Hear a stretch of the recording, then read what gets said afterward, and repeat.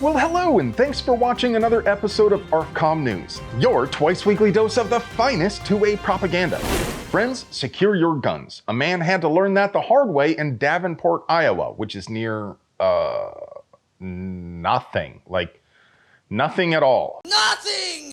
Absolutely nothing! Because when he got home Saturday afternoon, he found the glass in his front door broken and this man here pointing the homeowner's own gun at him. Allegedly. And the burglar had the gall to tell him, "Get out of my house!"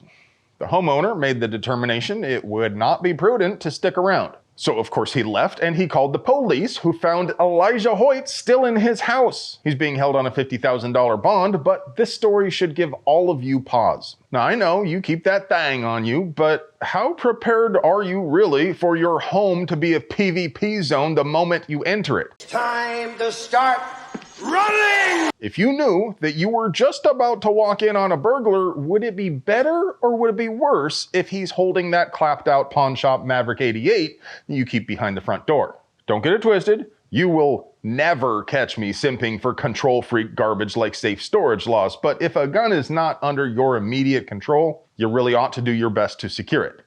And of course, every person has to decide for himself how best to accomplish that. This is a Claymore landmine. But it would be impossible for us to produce quality 2A propaganda without sponsors, so let's pay some bills. Today's video is sponsored by Franklin Armory. Anything worth shooting is worth shooting twice, and it has never been easier to go binary with Franklin's new BFS2 22EZ drop-in trigger for 10/22 rifles. And just today, Franklin announced they have added the FN SCAR to their lineup with the SKR C1, compatible with the SCAR 15, 16, 17, and 20. And by the website Guns, a company so hot, the tube of yous won't even let us say their full name out loud. Guns is the place to buy and sell guns, with over 30,000 new and certified used guns and 2,000 local shops you can ship to. Silencers ship free till the end of the month. The Hearing Protection Act has been reintroduced in both the House and the Senate. If it is passed, it would remove silencers from the NFA. They would still require a background check, but you would just fill out a 4473 like when you buy any other ordinary gun. Yes, that is still an infringement. All gun laws are infringements, but it would be a much better position than we're in right now, right? Will it pass? Well, I mean, it didn't pass when Trump was in the White House the last time and the red team held both houses, but since then we've all been through some stuff, and maybe those politicrators recall getting savagely dragged for keeping it tied up in committee, and well, maybe they don't remember. But even if it goes nowhere again, it shifts the Overton window and it gives us a chance to pin those weasels down on a position. So what I would like you to do right now is call 202-224-3121 and tell them we are all watching. Tell them you want to see a vote, even if it can't pass. I'm watching you, motherfucker. The state of New Jersey got caught denying permits based on unpopular political views. Now, I gotta warn you, this next story is going to be an ideological gut check for a lot of you. But gun rights are human rights, are they not? The right to protect yourself and the right to free speech apply to everybody, even people who express views I fervently disagree with. I will defend to the death your right to say it and all that jazz. It's still true, even if Voltaire never actually said it. So, when New Jersey police denied Rajasada's carry permit renewal based on his public support for Hamas, they violated his First and Second Amendment rights, as well as his right to due process. Or at least that's what his lawsuit alleges, because surprise, Sada is a lawyer. Surprise! They didn't even try to hide it either. Their denial openly says they denied it because of his character of temperament. Now remember, this was for a renewal. He already had a carry permit and no criminal convictions. Nothing of any substance had changed since his last application. So he fired off a records request, and after getting the runaround and eventually firing off another, broader records request, they finally relented. One of the documents they supplied clearly states they were concerned because a concerned citizen said he made some pro-Hamas social posts.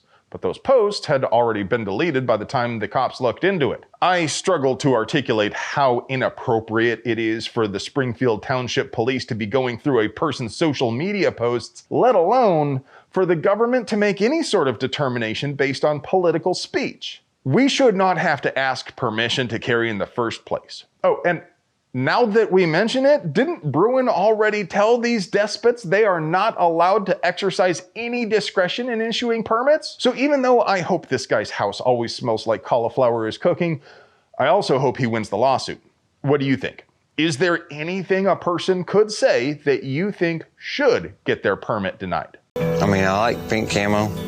The Third Circuit Court of Appeals upheld its earlier decision which found that 18 to 20-year-olds are indeed people, and Pennsylvania's law violating their right to carry a gun is still unconstitutional. The state had appealed the ruling because they hate you. But they were pretty cooked to begin with because these laws have been dropping like flies lately. There may be a solid argument for raising the age of majority, but whatever that number is, it needs to be the same for all adulting activities. You simply can't say someone could be drafted but isn't allowed to exercise his right to carry a gun or to vote or worship as he pleases. News of the world! Draconian gun laws in France didn't stop an Irishman and a Chinese man from getting shot Sunday when two men jumped out of a stolen car and blasted 24 rounds at them. The shooters got away naturally.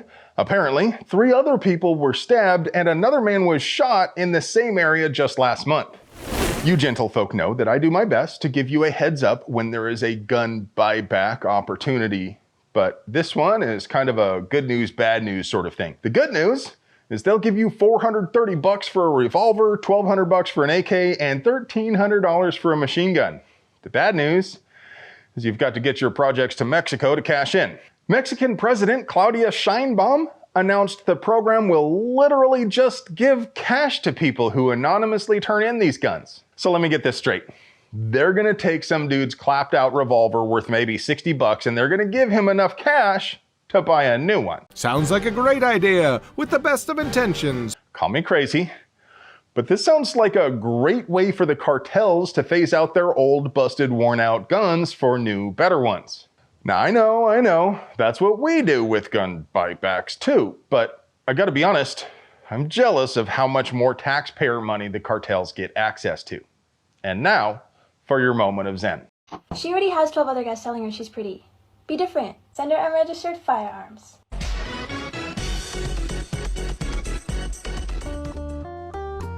Well, hello, friend. Do you like pews and pew-related things? Would you like to help us keep delivering you?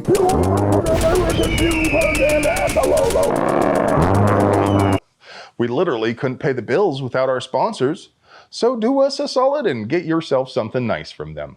You deserve it. I love you.